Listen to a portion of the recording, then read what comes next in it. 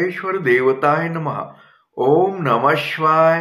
ओम नमः शिवाय. अवधूत चिंतन श्री गुरुदेव दत्त. मंडळी, सर्वप्रथम तुम्हाला मी नवीन वर्षाच्या म्हणजे इंग्रजी नवीन वर्षाच्या तुम्हाला हार्दिक शुभेच्छा देतो. म्हणजे तुम्ही असं म्हणाल की काय म्हणले, इंग्रजी काय काढलं अजून मध्ये? तर इंग्रजीच नवीन वर्ष आहे. आपल्या संस्कृतीप्रमाणे आपल्या भारतीयाचं हे गुढीपाडवा हे नवीन वर्ष असतं.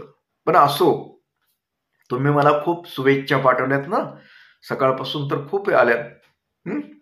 म्हणून तुम्ही मला शुभेच्छा पाठवल्यात ना, म्हणून मी तुम्हाला सुद्धा खूप खूप शुभेच्छा देतो.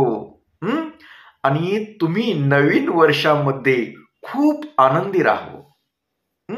तसं तर मी म्हणेन नवीन वर्षापुरतं नाही बोलणार तुम्हाला, मी तुम्हाला अख्खे जीवनभर तुम्ही आनंदी राहो, तुम्हाला चांगल्या प्रकारे आरोग्य लाभावं,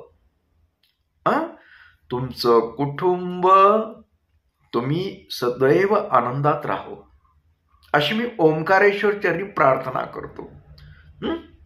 आणि समजा तुम्हा नवरा बायको मध्ये सर्वप्रथम सांगतो की सुसंवाद होत नसतील, तुम्ही भांडणं काही मागच्या वर्षांमध्ये काही केली असतील, तर ते भांडणं विसरून आता आज नवीन वर्षापासून आम्ही आता भांडणं करणार नाही,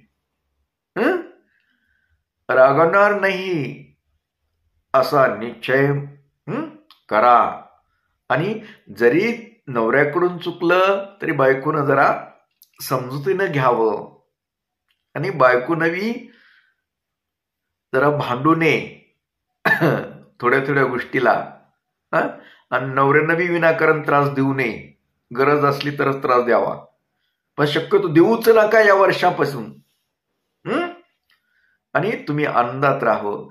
तुमच्या घरामध्ये कुणी वडीलधारी मंडळी असतील, कुणी आई वडील असतील, आजी आजोबा असतील,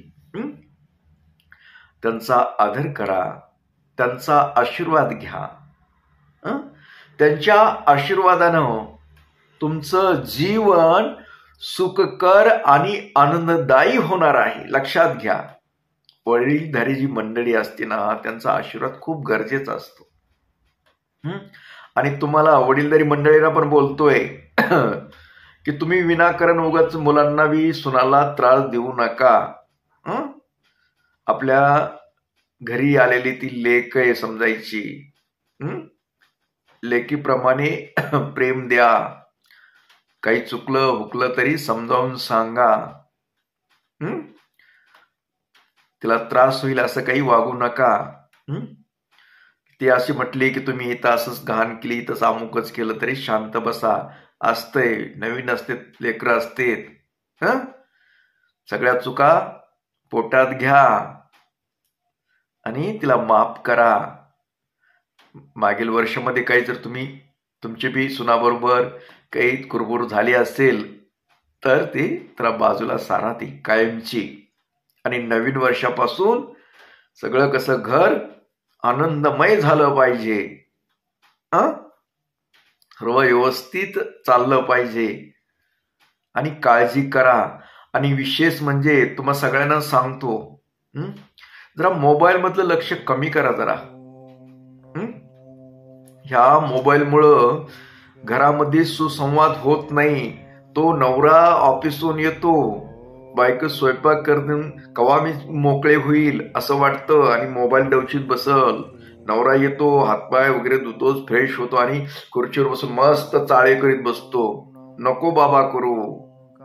या वर्षापासून सोडून दे सर्व गोष्टी. घरी बायकोकडे लक्ष दे, आई वडील असतील त्यांच्याकडे लक्ष दे, त्यांना 2 गोष्टी बोल, त्यांची काळजी घे, त्यांना थोडंसं बोल, बरी का तब्येत, अगर काही त्यांचं औषध पाणी याचं विचारपूस करा, तेवढंच बरं वाटेल. या मोबाईलमुळे काय झालंय, आपले नाते संबंध फार बिघडत चाललेत. त्या रील्स बघून वगैरे त्यांचं तिकडलेच नाते जोडायला तुम्ही. ते कोण कुठले असतात, काय देणं घेणं का आपलं त्यांचं? हा, तितक्या पुरतं बरं टाइमपास म्हणून त्यांच्याकडे त्यांच्या रील्स बघून हे करून आपल्या घरामधील वातावरण ठीक राहीना गेले, ते सुसंवाद होईना गेलाय, बोलणं होत नाही आपलं कुणाशी. बायकोनं थोडासा वेळ द्यावा जरा. स्वयंपाक पाणी झाला तर नवऱ्याला बोलावं, काय अगर इकडल्या तिकडल्या गप्पा माराव्यात जरा. नवऱ्यानं मुंडकं घालून नाही त्या मोबाईल मध्ये. हे सोडून द्या, आता मागचं जे झालंय ना ते सोडून द्या सर्व. आता नवीन वर्षामध्ये बदल करायचा आहे आपल्याला, सगळा बदल करायचा आहे. कसं घर आपलं आनंदात सुखात नांदलं पाहिजे. आणि सांगू का, हे आनंद काय असतं आपल्याला, समजा तुम्ही लहान असाल मोठे असाल, हे आजार जे आहे ना हे मानसिकतेवर आजार आहेत. मानसिकता, तुम्ही आनंदी नसाल, तुम्ही जर आनंदी नसाल तर तुमचं आरोग्य बिघडते. आणि बिघडणं की मग हे दुःख ते दुःख सगळंच होतं, चालू होतं. त्याच्यामुळे जास्तीत जास्त आनंदी राहण्याचा प्रयत्न करा. हसा खिदळा, काही अडचण नाही, पण ते मोबाईल मध्ये बघून हसू नका हो. ते कृत्रिम आहे, यंत्र आहे ते यंत्र आहेत. त्या लोकांना पैसे मिळतात. तुम्हाला डोकेदुखी होते, तुम्ही क्षणिक हसता, पण ते हसण्याबरोबर तुम्ही घरातल्या माणसांना विसरताना हे काय करायचं मग? वेळ द्या, एकामेकांना वेळ द्या, घरातील कुटुंबाला वेळ द्या, भरपूर वेळ द्या. तुम्हाला वेळ भेटत नाही ना असा घरी, त्याच्यामुळे तुमचे बाहेरले कुटाणे व्हायला लागले. सगळ्यांना गरज आहे 4 शब्दाची. घरी आलं की मोबाईल बंद. मोबाईल म्हणजे बंद करायचं नाही. फोन येतील कुणाचे, फोन येऊ द्या, पण ते बघणं बंद करायचं. ठीक आहे, कधी एकांमध्ये असेल कुणी नसेल तर बघायला काय अडचण नाही, पण कुटुंबात आल्यानंतर ते चाळे बंद करायचे. ही जी चाळे आहेत ना, असे चाळायचे चाळे, ते बंद करायचे. आपण जावं, स्वयंपाक रूम मध्ये जावं, किचन मध्ये जावं, बायको काय करते ती पाहावं. एखाद्या वेळेस मीठ कमी टाकलं तर आपण 2 मुठभर टाकावं, म्हणजे ती बोंबलं ती अजून. म्हणजे असं काहीतरी करा ना, कुठं नाही केलं म्हणजे तुमचे सुसंवाद होतील. तसं नाही करायचं. मी मज्जानं बोललो, तसं काही करू नका. करू द्या तिला स्वयंपाक, फक्त काय करते काय नाही बघायचं, विचारायचं, मी काय मदत करू लागू का असं बोलायचं. तुम्ही मदत करणार नाही मला माहित आहे, पण म्हणायचं, जेणेकरून घरामध्ये आनंद निर्माण होईल असं पाहायचं. मुलं काय करतात ते पाहायचं. मुलं अभ्यास करतात का मोबाईल मध्ये बसलेत गेम खेळत हे पाहायचं. त्यांना थोडस मोबाईल बाजूला ठेवायला गोडीनं सांगायचं, त्यांच्याशी खेळा. ही गेम खेळण्यापेक्षा त्यांच्याशी खेळा, काहीतरी बोला, गप्पा विनोद करा, कविता, तुमच्या पूर्वीच्या कविता आठवा, त्यांना म्हणून दाखवा. आपल्या किती गोड कविता होत्या, ते दाखवा. थोडासा वेळ द्या मुलांना. असं तुम्ही यंत्रासारखं राहिल्यानंतर मुलं बी यंत्राच्याच नादी लागलेत, आणि मग पुन्हा उद्याच्याला तुमचं भविष्य खूप अवघड आहे हो, अवघड आहे. म्हणून सांगतो, या नवीन वर्षामध्ये आपल्याला ही बदल करायचीच.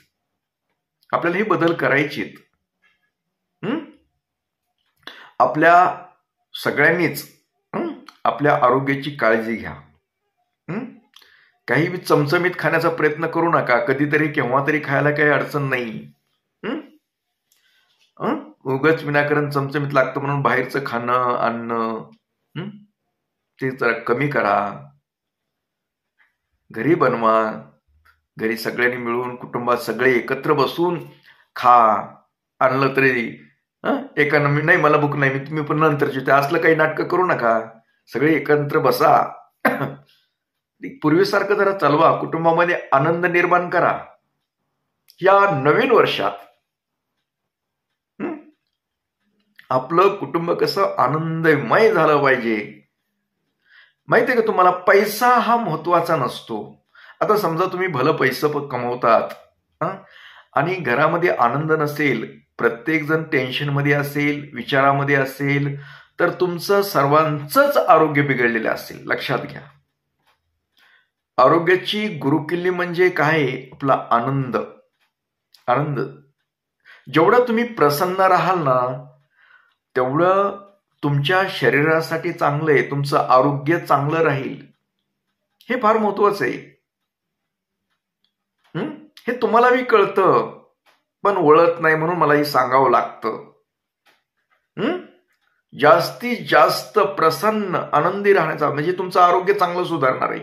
आणि आरोग्य चांगलं सुधारलं तर तुम्ही चांगल्या प्रकारे काम करताल, चांगल्या प्रकारे पैसा कमवताल, उत्साह राहील घरामध्ये, सगळं काम करण्यामध्ये तुमच्यामध्ये ऊर्जा राहील व्यवस्थित.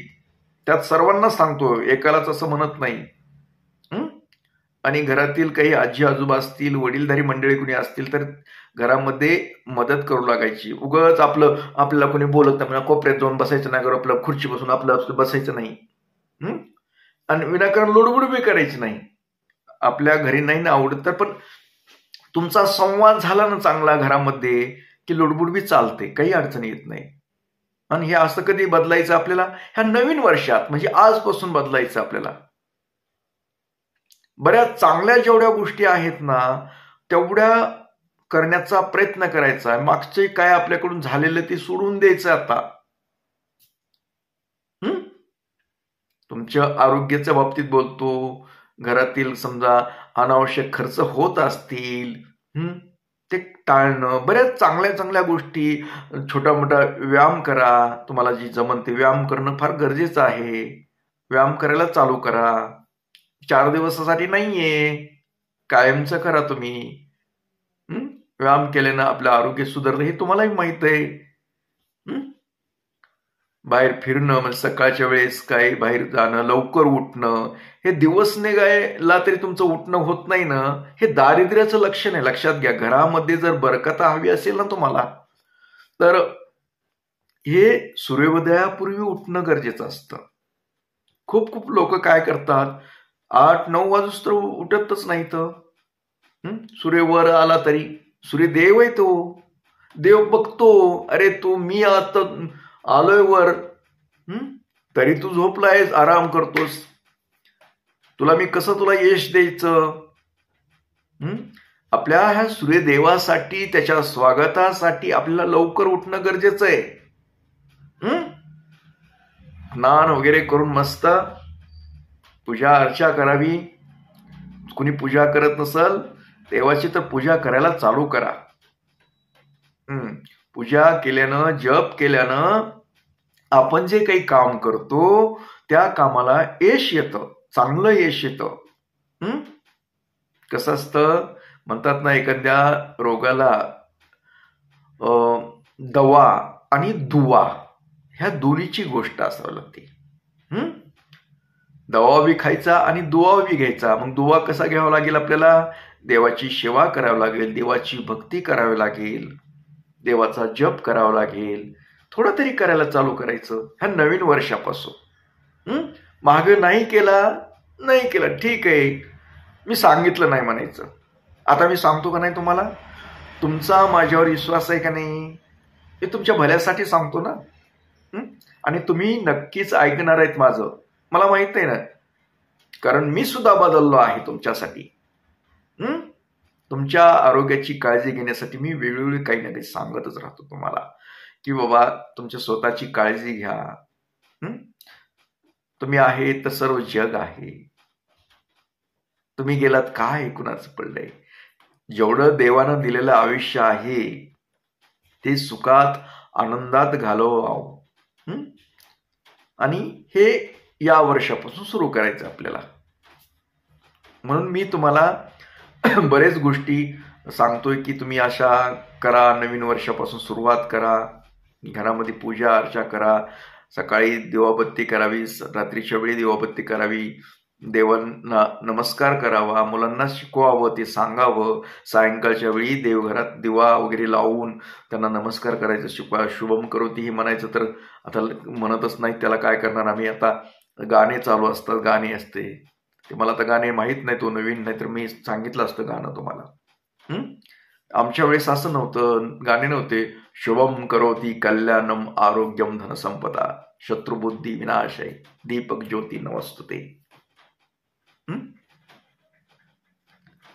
म्हणजे आहे का कधी रामरक्षा नाही म्हणत कुणी, काय नाही.